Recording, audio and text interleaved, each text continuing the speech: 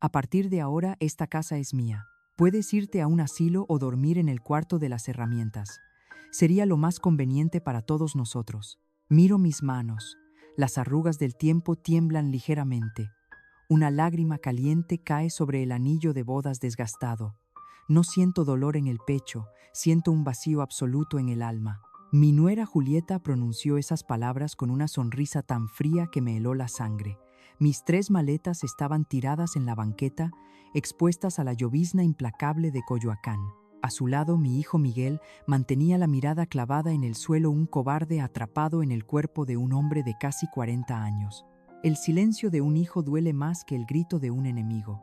Ese instante quedó grabado en mi mente como una cicatriz imborrable, el momento exacto en que mi familia se fracturó. Antes de continuar, te pido algo sencillo. Si esta historia toca tu corazón, en algún momento suscríbete al canal. Aquí ningún dolor se cuenta en vano. Apenas unas horas antes, el ataúd de mi esposo Armando descendía lentamente a la tierra húmeda. 38 años de matrimonio, de luchar codo a codo, se hundían bajo el barro en aquella mañana gris de septiembre. Mientras las últimas personas se dispersaban del cementerio, busqué consuelo en mi familia. Pero Julieta no derramó una sola lágrima. Ninguna señal de luto en su rostro perfectamente maquillado, solo una mirada calculadora que recorría a cada persona presente. Mientras el sacerdote daba la bendición final, ella revisaba su celular con sus uñas rojas e impecables, tecleando furiosamente. ¿Con quién hablaba? Que era tan urgente que no podía esperar a que el ataúd tocara el fondo de la fosa. Ese pequeño detalle, esa frialdad inhumana, fue la primera advertencia de la tormenta que se avecinaba. Durante el trayecto de regreso, el silencio en el coche solo era interrumpido por el sonido de la lluvia golpeando el parabrisas. La casa que Armando y yo construimos con tanto sudor, el lugar donde criamos a Miguel y plantamos nuestros sueños, ahora se sentía como una trampa. Al llegar, la trampa se cerró. Mis maletas, las que había preparado ingenuamente para pasar unos días de luto en casa de mi hijo, me esperaban en la entrada. ¿Qué significa esto?, pregunté con la voz quebrada por el cansancio y el dolor. Julieta se cruzó de brazos, su perfume caro asfixiando el aire húmedo del patio. Pensé que ya habías entendido, doña Elena. Armando ya no está. Las reglas cambiaron. Busqué los ojos de Miguel, implorando una explicación, un destello del niño amoroso que alguna vez acuné en mis brazos. Es temporal, mamá, balbuceó él frotándose las manos sudorosas. Pero Julieta dio un paso al frente, invadiendo mi espacio, arrinconándome contra la pared de mi propia casa para dictar su sentencia final. El asilo o el cuarto de servicio. Tomé las asas de mis maletas. El cuero frío me cortaba la piel. No iba a suplicar. El verdadero guerrero sangra en privado, nunca frente a las hienas. Arrastré mi equipaje hasta el anexo en la parte trasera del jardín. Un cuarto húmedo con olor a moho que Armando usaba como bodega de herramientas. En una esquina, una cama dura e improvisada. A su lado, el viejo tazón de agua del perro que falleció hace años. El mensaje era de una crueldad poética para ellos. Mi valor era inferior al de una mascota callejera. Quien siembra el desprecio cosechará su propia ruina, pero por ahora debía tragarme el veneno. Me senté en el borde de aquella cama implacable. Las paredes manchadas lloraban humedad, y yo por fin dejé que mis propias lágrimas cayeran en la oscuridad. Armando siempre decía, el silencio correcto es tu arma más poderosa. Cuando piensen que estás derrotada, Elena, es cuando debes guardar tus fuerzas. Ellos me veían como una anciana de 63 años, viuda, inútil y desechable. Lo que la arrogante de Julieta y el cobarde de mi hijo no sabían era que detrás de esa puerta de madera podrida, yo guardaba un secreto que cambiaría las reglas de su juego macabro. Armando, en su inmensa sabiduría y conociendo la debilidad de su propia sangre, me había protegido antes de dar su último suspiro. Llevé mi mano temblorosa al pecho. Bajo la tela oscura de mi blusa de luto descansaba un medallón de ónix, el último regalo de aniversario de Armando. No era solo una joya. En su interior, un pequeño compartimento ocultaba una llave maestra. La llave de una caja fuerte, invisible para todos, la cual custodiaba documentos que probaban que los 20 millones de pesos y la hermosa casa en la playa de Puerto Vallarta me pertenecían exclusivamente a mí. Julieta creía haber ganado la partida al tirarme a la calle, sin sospechar que acababa de despertar a la dueña de todo el tablero. La lluvia no cesó en toda la noche. Cada gota que golpeaba el techo de lámina era un recordatorio de mi humillación, pero también un latido que despertaba mi determinación. No iba a permitir que destruyeran el legado de mi esposo. Al amanecer, el aroma a café recién hecho descendió desde la cocina principal. Era hora de ponerme el delantal.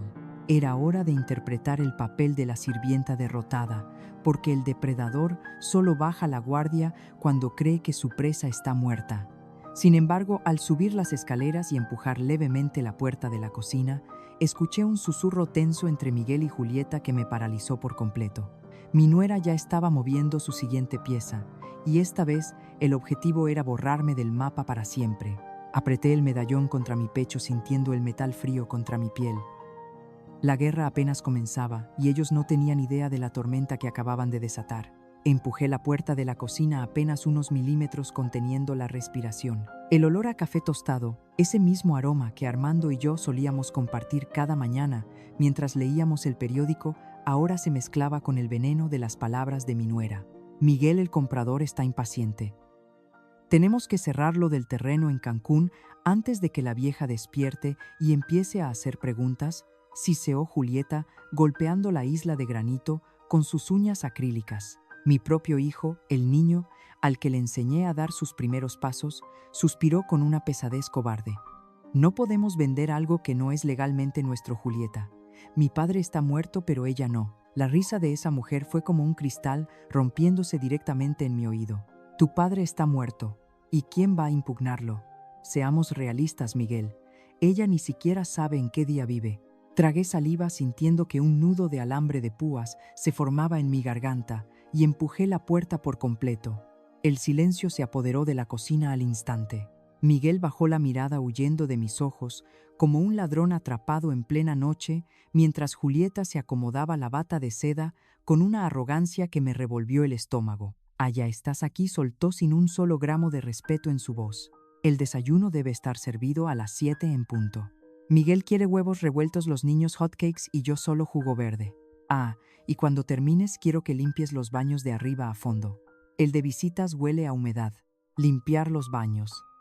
Hace apenas una semana, yo era la señora y dueña absoluta de esta casa. Ahora me daban órdenes como a la peor de las empleadas.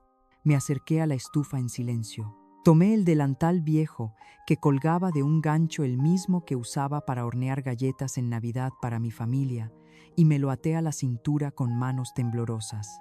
Mientras partía la fruta, mis nudillos curtidos por los años de esfuerzo junto a mi difunto esposo se pusieron blancos. No era debilidad, era una furia contenida, una tormenta embotellada a punto de estallar. Fue entonces cuando mis nietos bajaron las escaleras corriendo. Jimena, con sus 10 añitos, se acercó y me abrazó por la cintura. «Abuelita, ¿por qué estás cocinando? Mamá dijo que te ibas a un lugar para viejitos». Sentí que el corazón se me partía en 1000 pedazos. Miré a Julieta, quien tomaba su jugo verde, con una sonrisa cínica, disfrutando mi humillación frente a los niños. Si alguna vez te has sentido invisible dentro de tu propia familia, quédate conmigo y suscríbete. ¿Desde dónde me estás escuchando ahora?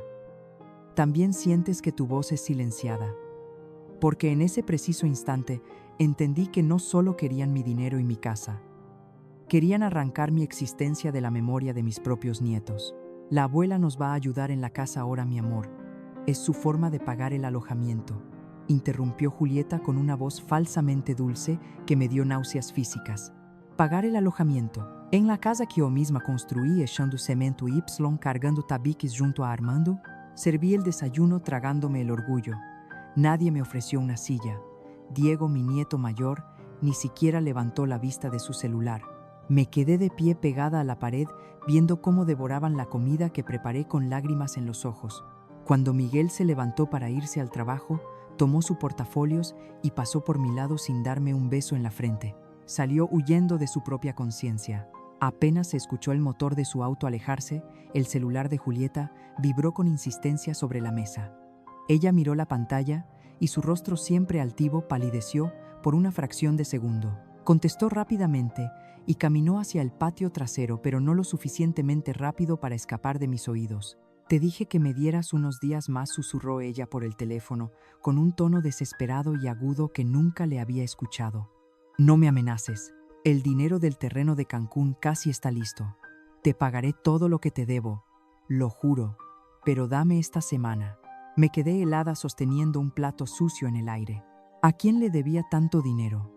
¿Por qué mi nuera, que presumía bolsos de diseñador y viajes a Europa en sus redes sociales, estaba rogando por tiempo a escondidas como una criminal acorralada? La duda se sembró en mi mente como una semilla venenosa que rápidamente echó raíces. Julieta no solo era mala, estaba desesperada, y la desesperación hace a la gente peligrosa y descuidada. El resto de ese día fue una tortura diseñada específicamente para quebrar mi espíritu. Me hizo fregar los pisos de rodillas hasta que mis articulaciones protestaron, me obligó a limpiar la plata heredada de mi suegra y a planchar docenas de camisas de mi hijo. Fíjate bien en los cuellos, Elena, no lo dejes arrugado, como siempre me gritaba desde la sala mientras se pintaba las uñas. Cada vez que mi espalda baja gritaba de dolor, mi mano buscaba el contorno del medallón de ónix bajo mi blusa, asegurándome de que la pequeña llave siguiera ahí. Era mi única ancla a la cordura. Julieta pensaba que estaba aplastando a una anciana senil.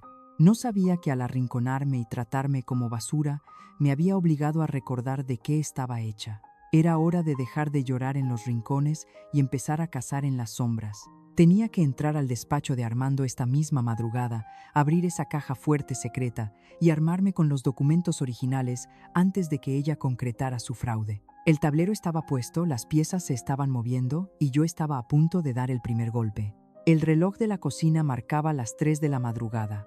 La casa entera estaba sumergida en un silencio pesado, roto únicamente por el rítmico goteo de la lluvia contra la ventana de mi cuarto de servicio. Me levanté de aquella cama dura frotándome las rodillas adoloridas por haber fregado los pisos horas antes. Caminé de puntillas por el pasillo oscuro, sintiendo que el corazón me golpeaba las costillas. Necesitaba respuestas. El despacho de Armando olía a él, a su loción de afeitar y a madera de roble viejo. Me acerqué a su escritorio y abrí los cajones. Estaban completamente vacíos. Un pánico helado me recorrió la espina dorsal. Alguien había registrado todo. Julieta ya me había robado mi futuro. Pero entonces recordé la sonrisa astuta de mi esposo. Armando nunca dejaba sus tesoros a la vista. Caminé hacia el librero del fondo, moví una hilera de libros pesados y ahí estaba la pequeña caja fuerte incrustada en la pared. Tomé el medallón de ónix que colgaba de mi cuello, extraje la llave oculta y la introduje en la cerradura con manos temblorosas. El clic metálico fue la melodía más dulce que había escuchado en semanas. Al abrir la pesada puerta de acero, no solo encontré las escrituras originales de la casa de Puerto Vallarta y los terrenos de Cancún. Encontré un sobre con la letra inconfundible de mi esposo. Las palabras que trazó me partieron el alma y a la vez me infundieron un valor indescriptible. Mi querida Elena, temo que cuando yo parta, intenten aprovecharse de ti. Transferí a tu nombre todo lo que construimos juntos. No dejes que te quiten la dignidad, mi amor. Lloré silenciosamente, sí, pero fueron lágrimas de gratitud inmensa. Él sabía que nuestro propio hijo se había convertido en un títere sin voluntad, manejado por los hilos venenosos de su esposa. De pronto, el crujir de la madera en el pasillo me congeló la sangre. Voces acercándose. Rápidamente cerré la caja fuerte, devolví los libros a su lugar y me agaché detrás del pesado escritorio de caoba, conteniendo la respiración hasta que los pulmones me ardieron. Necesitamos resolver ese asunto del terreno en Cancún. El comprador está impaciente, susurró la voz de Julieta, cargada de una ansiedad frenética que no le conocía. La silueta de ambos se recortó en el umbral de la puerta entreabierta. Miguel respondió con ese tono débil y derrotado que tanto me avergonzaba últimamente. La risa de mi nuera cortó la oscuridad como una navaja afilada, carente de cualquier empatía. ¿Qué no entiendes, Miguel? Tu padre está muerto. ¿Quién va a impugnarlo? Apreté los puños hasta clavarme las uñas en las palmas. La bilis me subió por la garganta al escuchar cómo planeaban vender las propiedades que me pertenecían a mis espaldas. Pero lo que escuché después destruyó el último fragmento de amor ciego que le tenía a mi hijo. Tengo a esos malditos usureros respirándome en la nuca. Miguel, continuó Julieta, perdiendo su habitual tono de señora intocable de las lomas. Debo millones en las tarjetas y a gente que no se anda con juegos. Si no cerramos esto pronto, nos van a quitar hasta la respiración. Tienes que tener esos papeles listos. El silencio de Miguel fue la confirmación absoluta de su cobardía. Estaba dispuesto a cometer un delito, a dejar en la calle a la madre que le dio la vida solo para tapar los hoyos financieros que las mentiras y las frivolidades de su esposa habían cavado. El niño que yo había criado, al que le curaba las rodillas raspadas ahora, era cómplice de mi ruina para pagar los lujos vacíos de una mujer sin escrúpulos. «Lo haré», susurró mi hijo finalmente. Esa simple frase de 2 palabras me asesinó por dentro más rápido que cualquier enfermedad terminal. A la tarde siguiente, el dolor se había transformado en un motor de acero frío en mi interior. Julieta me ordenó limpiar su recámara matrimonial, una tarea humillante diseñada para recordarme que mi espacio ahora le pertenecía a ella. Me lanzó las sábanas a la cara con una sonrisa de superioridad antes de salir. Porque sabía que en ese cuarto, entre sus bolsos de diseñador pagados con dinero prestado, se escondía la llave de mi venganza. Registré cada rincón con la precisión de un cirujano. Debajo de una pila de ropa en el fondo del closet, encontré una carpeta manila de aspecto discreto. La abrí con el corazón desbocado, sabiendo que lo que encontraría cambiaría todo para siempre. Ahí estaban, copias falsificadas de documentos de transferencia de bienes listos para concretar el robo de mi patrimonio. Pero lo que me hizo sentir náuseas físicas fue ver la última página, mi firma. Alguien había falsificado mi firma con una precisión escalofriante. Ahí estaba mi sentencia de muerte financiera firmada y avalada por la avaricia de mi propia sangre. Saqué mi viejo celular del delantal, ese aparato de botones desgastados que Julieta siempre miraba con desprecio por considerarlo inútil. Y con manos temblorosas comencé a tomar fotografías de cada página, de cada mentira impresa. Mi teléfono no sería un modelo de lujo, pero su cámara era suficiente para capturar las pruebas de un delito federal. Mientras guardaba la carpeta en su lugar exacto para no levantar sospechas, me vi reflejada en el gran espejo de su tocador. Ya no vi a la viuda frágil y desolada que lloraba bajo la lluvia mientras le arrojaban las maletas a la calle. Vi a Elena, la mujer que construyó un imperio junto a Armando desde la nada. Vi a una madre que entendió que a veces el acto de amor más grande hacia un hijo es dejar que se estrelle contra la pared de sus propias consecuencias. Guardé el celular en mi bolsillo sintiendo el peso de la evidencia. Inmediatamente envié las imágenes a Jorge, el abogado. Quieren tratarme como a una carga desechable, arrinconarme en la oscuridad y robarme mi dignidad. Pero olvidaron algo fundamental: yo no soy una víctima atrapada en su telaraña. Soy la dueña del tablero y la cacería de estas ratas apenas acaba de comenzar. Aquella noche, bajo el eco insistente de la lluvia sobre el techo de lámina, tomé una decisión que no tenía marcha atrás. Mientras la casa dormía, saqué mi viejo celular de botones, ese aparato obsoleto que Julieta consideraba demasiado inútil para siquiera molestarse en revisar. Mis dedos temblaban levemente, pero mi voz no vaciló cuando el tono de llamada fue interrumpido. «Licenciado Jorge, le habla Elena, esposa de Armando Silva. Necesitamos hablar urgentemente». Al amanecer, logré escabullirme bajo la excusa de una cita médica de rutina, una mentira que mi nuera tragó sin el menor interés. El despacho del licenciado Jorge Santos era exactamente como lo recordaba: estantes repletos de libros jurídicos, el aroma a café recién hecho y una discreción absoluta. A sus 72 años, el abogado aún mantenía una postura elegante y una mirada perspicaz. Le mostré las evidencias que había recolectado y su rostro permaneció impasible, aunque noté una leve contracción en su frente mientras leía. Él confirmó lo que Armando me había escrito: yo era la beneficiaria universal y todas las propiedades estaban a mi nombre. Elenas intentan realizar cualquier transacción con propiedades que están legalmente a su nombre, estarán cometiendo un delito, me advirtió Jorge, mirándome directamente a los ojos. Falsificación de documentos, fraude. Ver a un viejo amigo confirmar que mi propia sangre estaba dispuesta a cometer felonías fue un golpe bajo. Podríamos iniciar acciones legales, inmediatamente sugirió, pero levanté la mano interrumpiéndolo con gentileza. Aún no, Jorge, dije con firmeza. Quiero entender completamente lo que está sucediendo antes de tomar cualquier acción.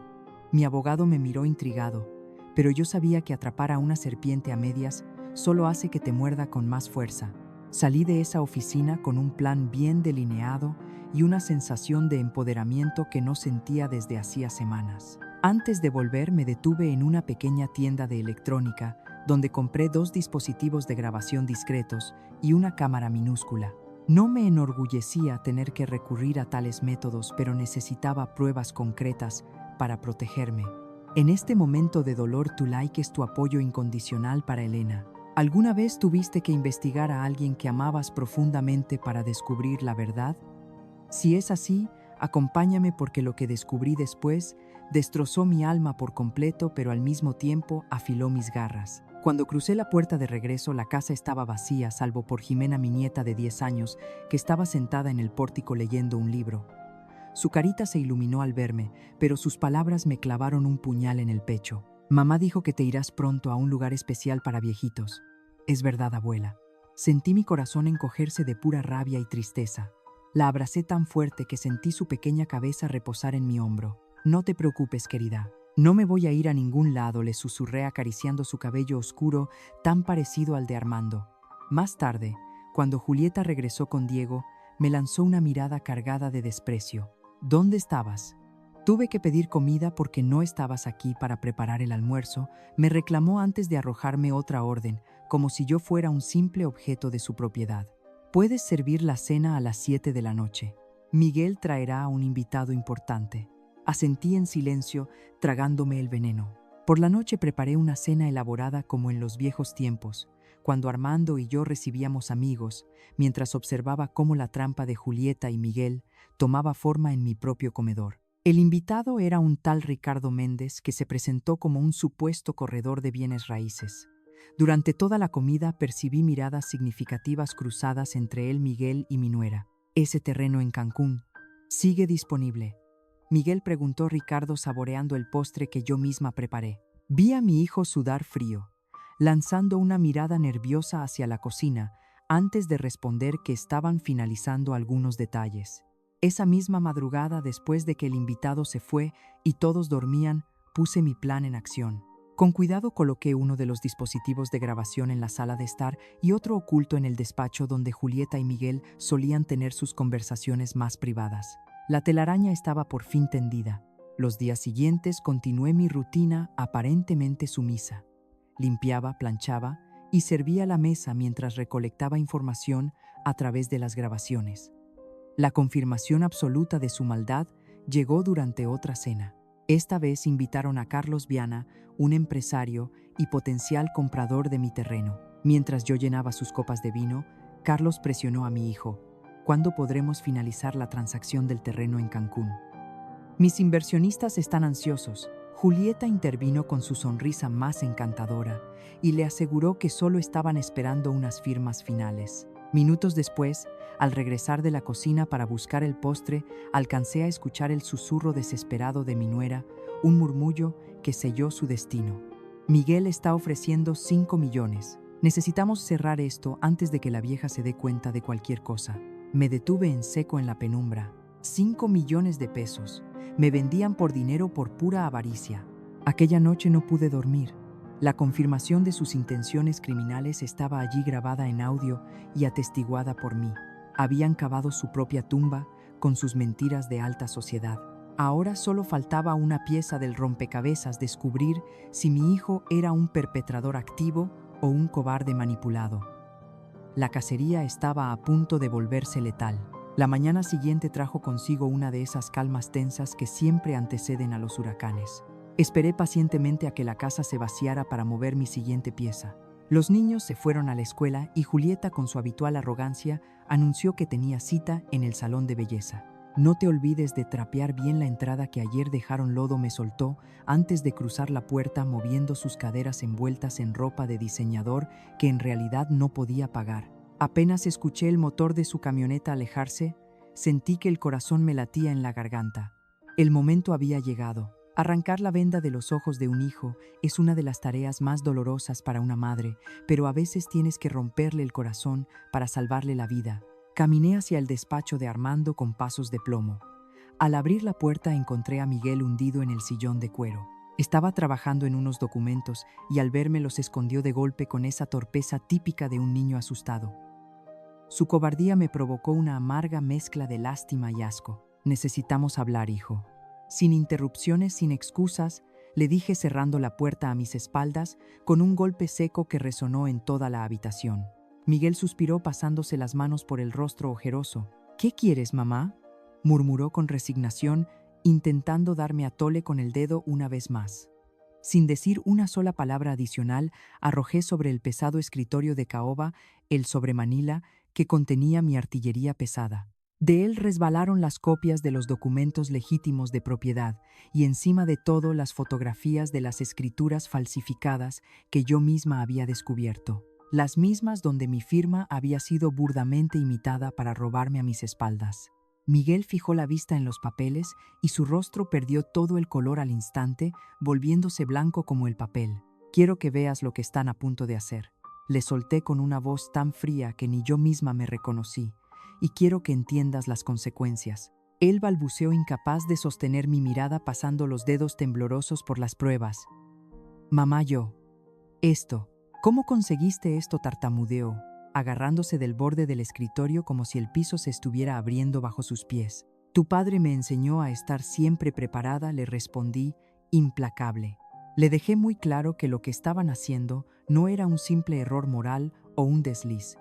Era un delito federal, una felonía que los hundiría a ambos: falsificación de documentos, intento de fraude y apropiación indebida. Fue entonces cuando mi hijo intentó escudarse detrás de la falda de su mujer. Fue idea de Julieta, disparó intentando lavarse las manos como un niño asustado. Ella dijo que era solo cuestión de anticipar la herencia, que no necesitabas todo ese dinero a tu edad. La desfachatez de sus palabras me dio una bofetada invisible. Anticipar la herencia, le grité, perdiendo por fin la compostura. ¿Y tú aceptaste enviarme a un asilo y tratarme como una empleada en mi propia casa? Miguel se encogió en su asiento, tapándose el rostro con las manos para huir de la vergüenza. Las deudas, mamá. Julieta tiene deudas enormes que me ocultaba. El banco amenaza con quitarnos la casa, el coche, confesó entre sollozos patéticos. Fue ahí donde decidí clavarle la última estaca, la verdad que terminaría de destruir su castillo de cristal. Me acerqué a él apoyando ambas manos sobre el escritorio y bajé el tono de voz hasta convertirlo en un susurro letal. ¿Deudas con el banco, Miguel? Esa mujer te está viendo la cara de idiota si sé. Le revelé lo que mis grabaciones y las investigaciones de mi abogado habían destapado. Le hablé de las tarjetas de crédito al límite por sus viajes secretos y compras absurdas. Y luego solté la bomba.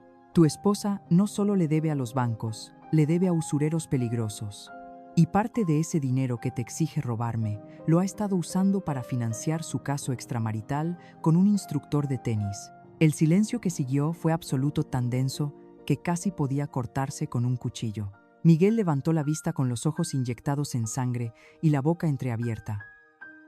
El mundo entero se le acababa de caer a pedazos sobre los hombros. Ver a tu hijo descubrir que es el cornudo y el títere de la historia destroza cualquier alma materna, pero el veneno debía salir por completo para que la herida pudiera sanar. Lo miré con la compasión austera que se le tiene a un animal malherido.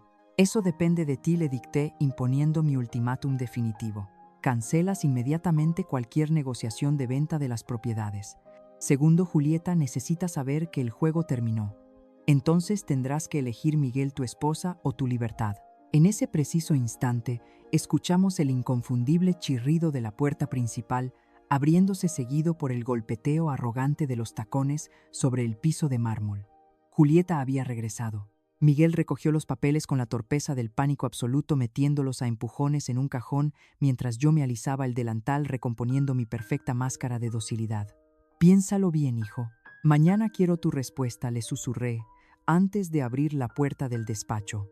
Salí al pasillo justo cuando mi nuera aparecía oliendo a tintes caros y perfumería francesa, completamente ajena al hecho de que yo acababa de encender la mecha de la bomba que haría volar su patética vida en 1000 pedazos. La mañana siguiente trajo consigo una de esas calmas tensas que siempre anteceden a los huracanes.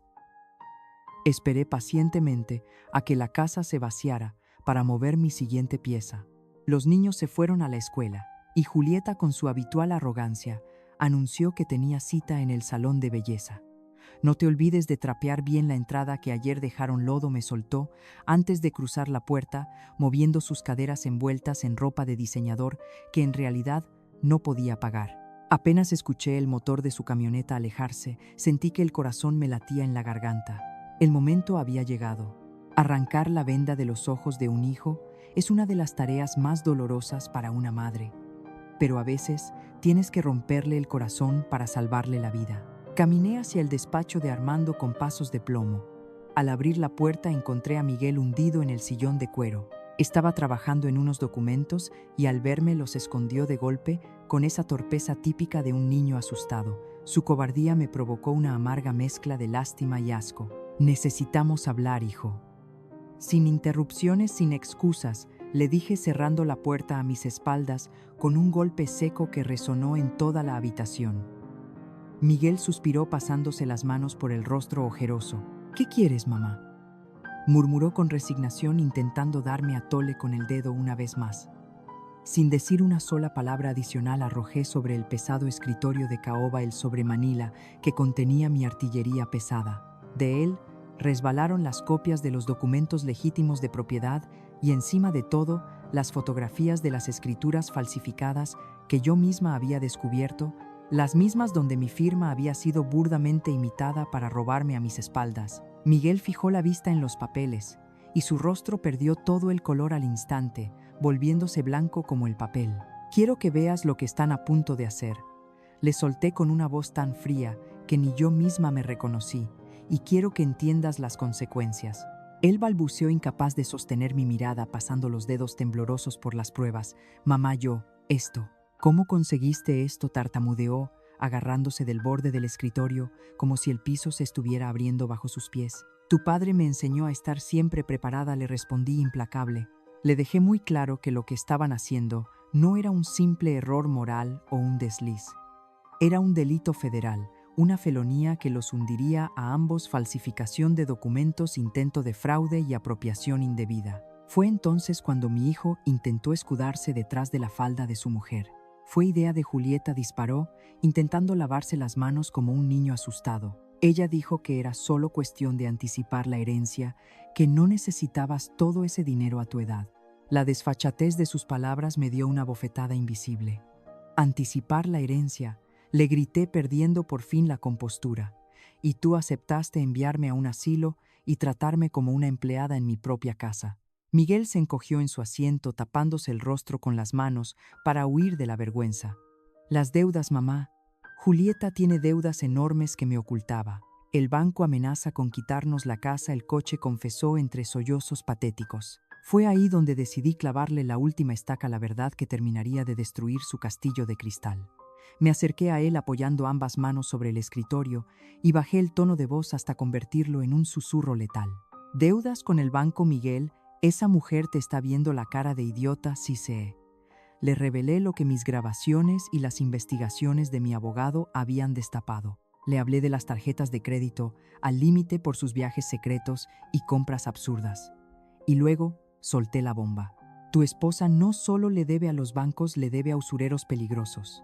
Y parte de ese dinero que te exige robarme lo ha estado usando para financiar su caso extramarital con un instructor de tenis.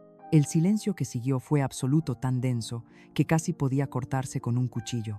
Miguel levantó la vista con los ojos inyectados en sangre y la boca entreabierta. El mundo entero se le acababa de caer a pedazos sobre los hombros. Ver a tu hijo descubrir que es el cornudo y el títere de la historia destroza cualquier alma materna, pero el veneno debía salir por completo para que la herida pudiera sanar. Lo miré con la compasión austera que se le tiene a un animal malherido. Eso depende de ti, le dicté, imponiendo mi ultimátum definitivo. Cancelas inmediatamente cualquier negociación de venta de las propiedades. Segundo, Julieta necesita saber que el juego terminó. Entonces tendrás que elegir, Miguel, tu esposa o tu libertad. En ese preciso instante, escuchamos el inconfundible chirrido de la puerta principal, abriéndose seguido por el golpeteo arrogante de los tacones sobre el piso de mármol. Julieta había regresado. Miguel recogió los papeles con la torpeza del pánico absoluto, metiéndolos a empujones en un cajón mientras yo me alisaba el delantal, recomponiendo mi perfecta máscara de docilidad. Piénsalo bien, hijo. Mañana quiero tu respuesta, le susurré antes de abrir la puerta del despacho. Salí al pasillo justo cuando mi nuera aparecía oliendo a tintes caros y perfumería francesa completamente ajena al hecho de que yo acababa de encender la mecha de la bomba que haría volar su patética vida en 1000 pedazos. La tormenta finalmente se desató a la mañana siguiente, pero no con truenos en el cielo, sino con el chirrido de los neumáticos de la camioneta de Julieta frenando de golpe frente a la casa. Yo estaba en el pórtico con Miguel, quien lucía como un fantasma después de nuestra cruda conversación de la noche anterior. Mi nuera no venía sola. Al cruzar el umbral, venía escoltada por un hombre alto corpulento con un traje barato y una mirada de depredador de poca monta que de inmediato me revolvió el estómago. Caminaba con esa prepotencia típica de quienes creen tener el mundo a sus pies porque traen un portafolio bajo el brazo. La matriarca manipuladora. El descaro de esta mujer no tenía límites. Estaba parada en el piso que mi difunto esposo pagó con su sudor y me trataba como a una intrusa. Me puse de pie lentamente, alisando mi delantal por última vez, preparándome para la estocada final. ¿Quién es usted?, le pregunté directamente al sujeto, ignorando los ladridos de mi nuera. Este es Renato, mi abogado, se adelantó a responder Julieta, tirándose en el sofá con una dramaticidad digna de telenovela barata.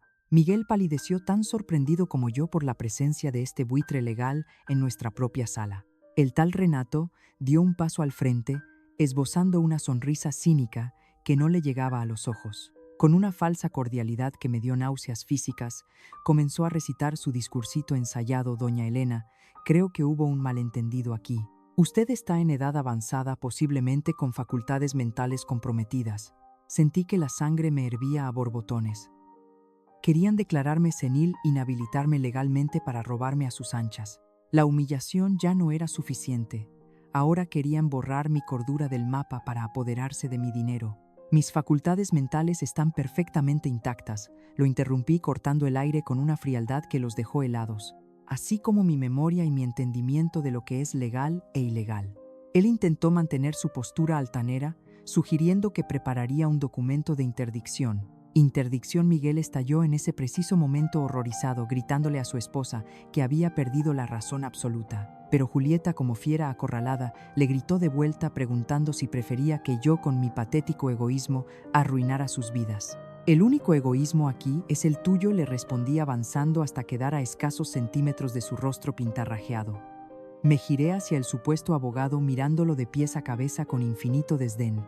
Y en cuanto a usted, señor Renato, le sugiero que investigue mejor a sus clientes antes de proponer acciones que configuran delitos federales. El tipejo entrecerró los ojos, intentando intimidarme, preguntando si lo estaba amenazando. Fue entonces cuando metí la mano en el bolsillo de mi delantal y saqué mi viejo celular, ese mismo aparato que Julieta consideraba chatarra. Solo estoy informando, declaré elevando la voz para que resonara en cada rincón de la casa. Así como ya le informé a mi propio abogado, el licenciado Jorge Santos, sobre todo lo que ha estado sucediendo en esta casa. Al pronunciar ese nombre, el ambiente cambió drásticamente. El licenciado Jorge Santos era una leyenda en los círculos jurídicos, un peso pesado de integridad implacable. La sonrisa burlona de Renato se borró de un plumazo y su postura arrogante se desinfló como un globo pinchado. Esto es un bluff, chilló Julieta, pero su voz temblaba delatando el pánico absoluto que la devoraba por dentro. La miré directo a los ojos, disfrutando cada segundo de su agonía. ¿Quiere arriesgarse?, desafié manteniendo el contacto visual con Renato. Tengo grabaciones de sus planes para falsificar mis firmas, de sus intentos por meterme a un asilo contra mi voluntad y de sus fraudes inmobiliarios. El licenciado Jorge está solo esperando mi señal para enviar toda la documentación al Ministerio Público. El silencio que cayó sobre la sala fue asfixiante. Renato, entendiendo que estaba a punto de perder su licencia y su libertad por una clienta ahogada en deudas, se ajustó la corbata sudando frío. Quizás sea mejor que discutamos esto con más calma. Julieta, podemos hablar en privado, murmuró, arrastrándola hacia la cocina como a una niña regañada. Segundos después, mi nuera regresó sola con el rostro convertido en una máscara rígida de derrota. Su abogado de pacotilla le había aconsejado retirarse porque mis pruebas eran irrefutables. «Entonces, ¿qué propone?», me escupió, mordiéndose el labio de pura rabia. «Primero me gustaría que te fueras de esta casa», declaré con una firmeza implacable. Julieta abrió los ojos desmesuradamente, chillando que no podía echarla. «Puedo y lo haré. Esta casa está a mi nombre. Me trataste como a una intrusa, me relegaste a un cuarto de servidumbre y me humillaste diariamente. Ahora es tu turno de sentir lo que es no tener a dónde ir». Buscó desesperada la mirada de Miguel, esperando que su esposo le lanzara un salvavidas en medio del naufragio que ella misma provocó. Pero mi hijo, finalmente libre del hechizo de sus manipulaciones, bajó la cabeza derrotado, aceptando la aplastante realidad de los crímenes de su mujer. «Tienes hasta el final del día para empacar tus cosas», sentencié, dándome la vuelta. Julieta agarró su bolso de diseñador con violencia. «Esto no ha terminado», siseó como una víbora herida antes de subir las escaleras corriendo. Aquella noche, mientras escuchaba sus pasos furiosos, arrastrando maletas en el piso de arriba, volví a mi cuartucho húmedo en el anexo, pero esta vez no lloré. Esta era mi última noche en el exilio. Al amanecer recuperaría mi cama, mi casa y la dignidad inquebrantable que Armando me dejó como herencia. Aquella noche dormí en el cuarto principal por primera vez desde la muerte de mi Armando. Su olor aún flotaba sutilmente en el aire, impregnado en las almohadas y en las pesadas cortinas. Sentí una paz inmensa, un silencio que no experimentaba desde hacía semanas. Julieta se había largado durante la madrugada, arrastrando sus maletas llenas de ropa pagada con un dinero que no tenía, dejando atrás el caos y una carta cobarde para mis nietos. Acostada en mi cama, miraba el techo y sentía una mezcla de triunfo y amargura. La víbora por fin estaba fuera del nido, pero el veneno aún corría por las venas de mi familia. ¿Acaso creyó que una mujer que construyó su vida echando cemento y cargando tabiques se dejaría pisotear por una niña mimada con ínfulas de grandeza? La batalla parecía haber terminado, y yo, a pesar de las cicatrices, aún estaba de pie. Sin embargo, el destino tiene una forma muy retorcida de cobrar las facturas pendientes. Me desperté sobresaltada, con el corazón martillándome el pecho por el sonido estridente del teléfono. El reloj digital en la mesita de noche brillaba en la oscuridad, marcaba exactamente las 3:17 de la mañana. El pánico de una madre es instintivo. Mi primer pensamiento voló hacia Diego y Jimena. Contesté con la voz ronca por el sueño, esperando lo peor. «¿Aló, doña Elena?», resonó una voz grave y profesional del otro lado de la línea. «Le habla el comandante Oliveira de la Policía Judicial. Tenemos una situación que requiere su presencia inmediatamente». Un bloque de hielo se instaló en mi estómago. Le pregunté temblando si le había pasado algo a mi hijo o a mis nietos, pero su respuesta me dejó helada, congelándome la sangre por un motivo completamente distinto. «No, señora. Se trata de su nuera, Julieta Silva», me informó el oficial con una frialdad clínica. «Fue detenida intentando invadir su propiedad en Puerto Vallarta». Me quedé sin aliento. Puerto Vallarta. Esa mujer altanera que horas antes había salido por mi puerta escupiendo amenazas, había tomado un vuelo esa misma tarde, movida por la desesperación más patética. Un vecino de la zona romántica llamó a las autoridades a la 1 de la mañana al escuchar cristales rotos. Cuando las patrullas llegaron, encontraron a la muy digna señora Julieta Silva metida en mi casa, registrando armarios y cajones como una vil ladrona de poca monta. Buscaba desesperadamente documentos que probaran que la propiedad le pertenecía a su esposo. La estupidez de su avaricia era casi cómica. Realmente creía que romper una ventana reescribiría una escritura notarial inscrita en el registro público. La rata acorralada estaba cavando su propia tumba con sus uñas acrílicas. Desperté a Miguel, quien lucía como un fantasma pálido y demacrado, y dejamos a los niños al cuidado de doña Carmen, nuestra vecina de confianza. El trayecto hasta la comisaría bajo el cielo aún oscuro de la ciudad fue un sepulcro rodante. Al llegar la luz fluorescente del Ministerio Público, nos golpeó los ojos. El comandante Oliveira nos recibió en su oficina. Era un hombre con la mirada cansada de quien ha visto lo peor de la miseria humana. Nos explicó que Julieta no solo enfrentaba cargos por allanamiento de morada y daños a la propiedad por romper una ventana, sino por algo mucho más oscuro y premeditado. Encontramos algo preocupante en el coche que rentó, nos dijo, abriendo una carpeta sobre su escritorio. Ahí estaban escrituras, poderes y contratos falsificados con mi firma burdamente imitada. Incluso después de ser descubierta y echada a la calle, esta infeliz planeaba vender mi casa a un inversionista extranjero que pagaría en efectivo y sin hacer preguntas. Miguel se cubrió el rostro con las manos, respirando entrecortadamente, como si cada revelación fuera un golpe físico directo en el estómago. El comandante me miró fijamente y me confesó que Julieta, aún tras las rejas de los separos, seguía escupiendo veneno. Había hecho alegaciones gravísimas, afirmando que yo estaba mentalmente incapacitada y que había manipulado a mi hijo en su contra. Sonreí con una tristeza amarga, me lo imaginaba perfectamente. Ni siquiera con las esposas puestas dejaba de ser una narcisista de manual. Miguel pidió verla. Le dieron 5 minutos con un oficial presente. Cuando mi hijo regresó de la celda, sus ojos estaban enrojecidos y completamente vacíos. Me dijo que estaba irreconocible, que ni siquiera mostró un ápice de remordimiento por lo que había hecho. Peor aún, tuvo el descaro de reclamarle, de decirle que él la había traicionado y que había elegido el dinero de su madrecita por encima de su matrimonio. Salimos de la comisaría hacia el aire fresco y cortante de la madrugada. El cielo comenzaba a clarear en el horizonte, tiñendo las nubes de un morado pálido que anunciaba el fin de nuestra peor pesadilla. Caminábamos hacia el coche en silencio, mientras Miguel se pasaba la mano por el cabello despeinado. Me confesó con una voz rota que me partió el alma en dos, que lo peor de todo era que una parte de él aún se preocupaba por ella, recordando a la mujer de la que se enamoró al principio, antes de que el dinero y la codicia la pudrieran por dentro. Lo miré debatiéndome entre el instinto maternal de abrazarlo y la necesidad de mantenerlo firme en la realidad. La justicia es un trago helado que quema la garganta al pasar.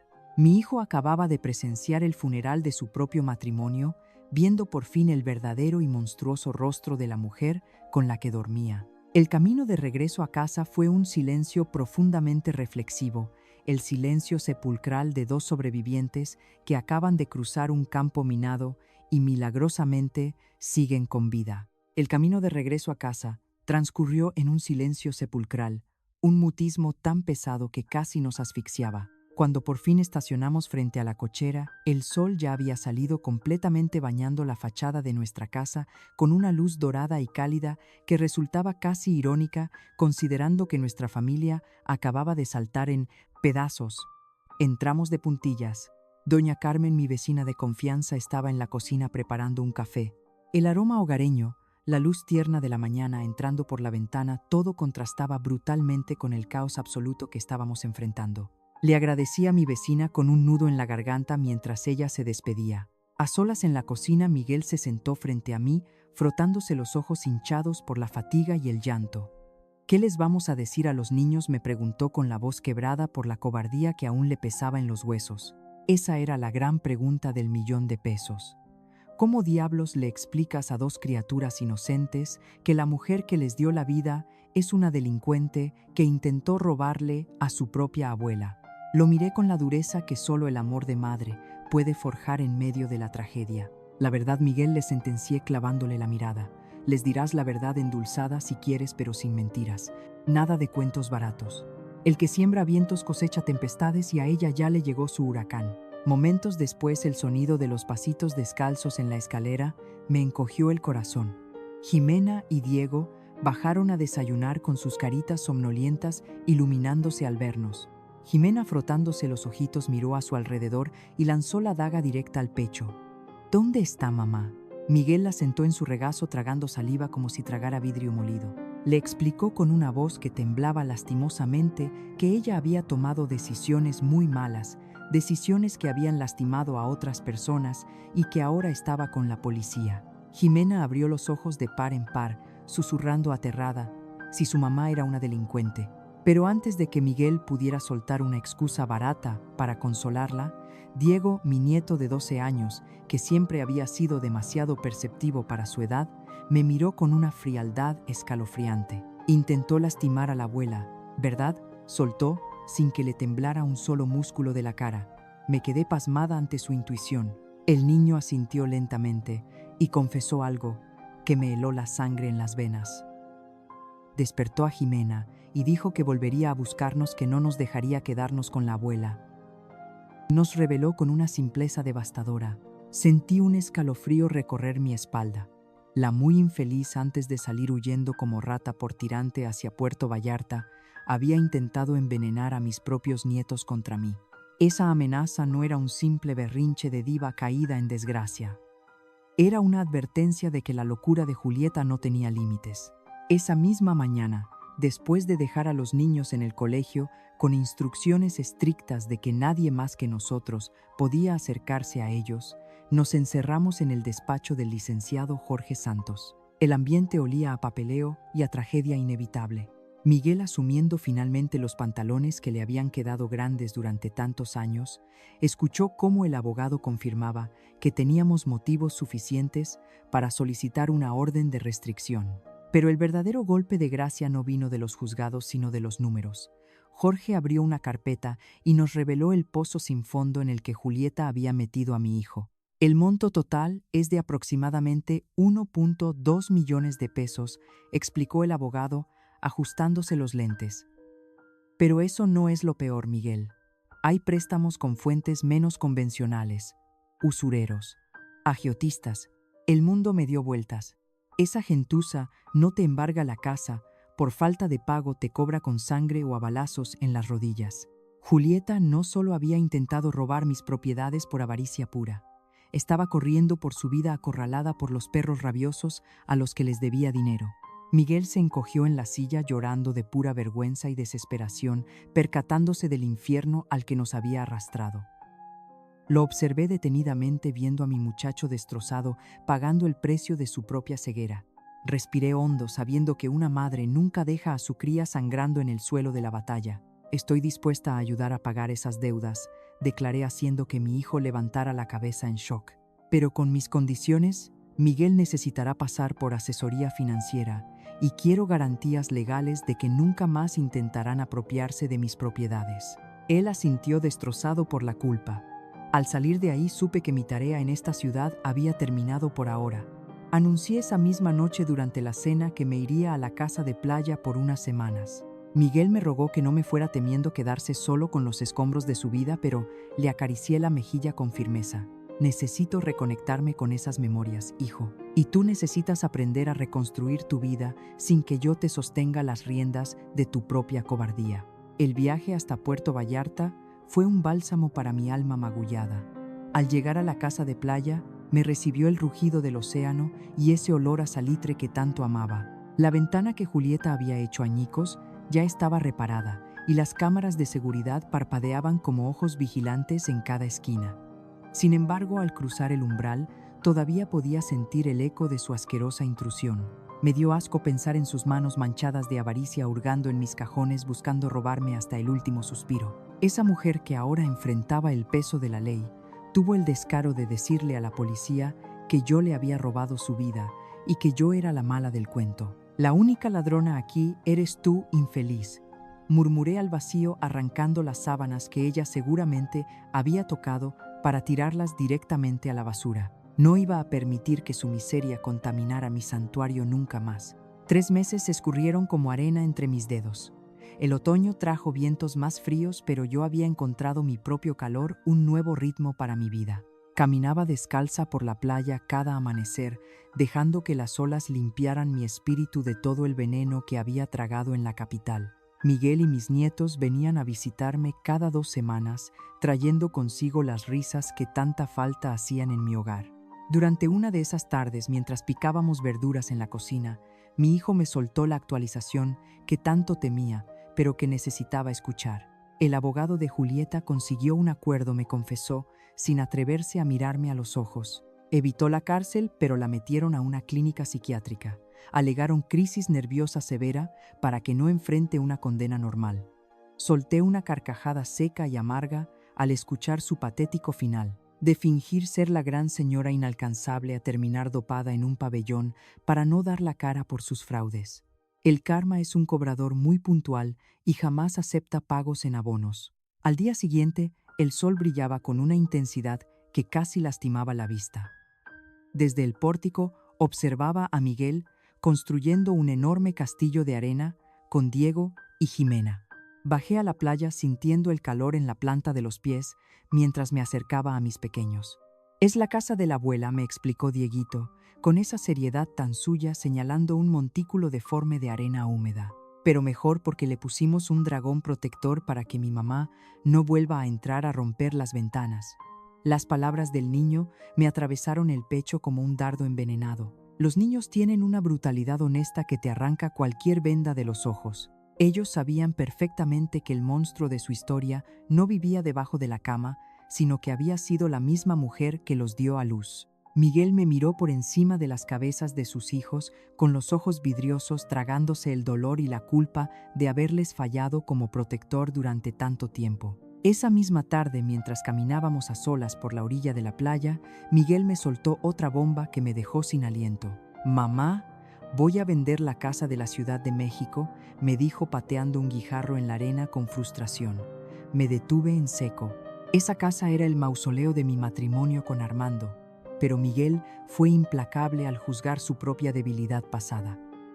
«No puedo seguir viviendo entre esas paredes», me confesó con la voz rota. «Cada rincón me recuerda lo imbécil que fui al dejar que te humillaran y te trataran como a un perro. Voy a comprar algo pequeño por aquí para que los niños crezcan cerca del mar y de ti». Asentí sintiendo un alivio inmenso en el pecho. El imperio podrido de Julieta sería demolido hasta los cimientos para pagarle a sus agiotistas. Y mi hijo por fin estaba aprendiendo a ganarse el pan con la frente en alto, asumiendo las riendas de su propia vida. La noche anterior a que ellos regresaran a la capital, me quedé completamente sola en la sala envuelta en el reconfortante silencio de las olas. Tomé el viejo álbum de fotografías que Armando había compilado con tanta devoción a lo largo de los años. Al llegar a la última página, algo insólito llamó mi atención. Un pequeño sobre amarillo perfectamente camuflado y pegado en la contraportada. Lo abrí con las manos temblando, rasgando el papel viejo.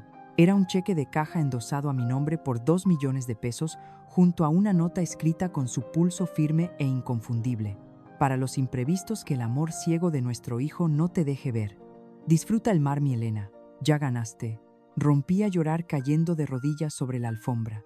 Hasta desde la tumba, mi amado Armando había calculado el costo exacto de mi libertad y me había dejado el arma final. Me asomé al pórtico mirando las estrellas infinitas sobre el océano, respirando la paz que tanto me había costado recuperar. Habían intentado enterrarme viva sin saber que yo era una semilla. El atardecer trae paz después de la tormenta. ¿Cómo está tu corazón? Ahora, escribe una palabra que defina esta historia para ti. Y si te ayudó a sanar algo por dentro, compártela para que otras mujeres sepan que nunca es tarde para reclamar su dignidad. Esta historia es una obra de ficción creada exclusivamente con fines de entretenimiento. Los personajes, lugares y eventos aquí descritos son producto de la imaginación. Sin embargo, reconocemos que los temas oscuros abordados en este relato, tales como el abuso patrimonial y psicológico hacia adultos mayores, el fraude familiar, la extorsión y las amenazas por parte de usureros, son realidades dolorosas y no portados con milial, alarmantes que muchas personas enfrentan día a día. Si tú, algún familiar o alguien que conoces se encuentra atrapado en una situación de abuso, manipulación, violencia doméstica o fraude, por favor no te quedes en silencio. Busca ayuda inmediatamente contactando a las autoridades locales competentes, a los servicios de protección, a la familia o a personas de tu entera confianza. Tu seguridad, tu integridad y tu dignidad son lo más importante. Recuerda que nunca estás sola y siempre hay una salida legal y segura para pedir ayuda.